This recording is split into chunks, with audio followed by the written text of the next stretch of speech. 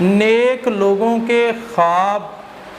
کیسے ہوتے ہیں؟ اللہ کے ولیوں کو خواب کے اندر کھجوروں کا باغ نظر آتا ہے، بیت اللہ نظر آتا ہے، اور اس کے ساتھ ساتھ ناظرین اللہ تعالیٰ کے جو ولی ہوتے ہیں، جو نیک لوگ ہوتے ہیں، ان کو خواب کے اندر حجر اسود نظر آئے گا، اور اس کے ساتھ ساتھ نیک لوگوں کو عمرہ کرتے ہوئے، حج کرتے ہوئے، نماز پڑھتے ہوئے اور روزہ رکھتے ہوئے،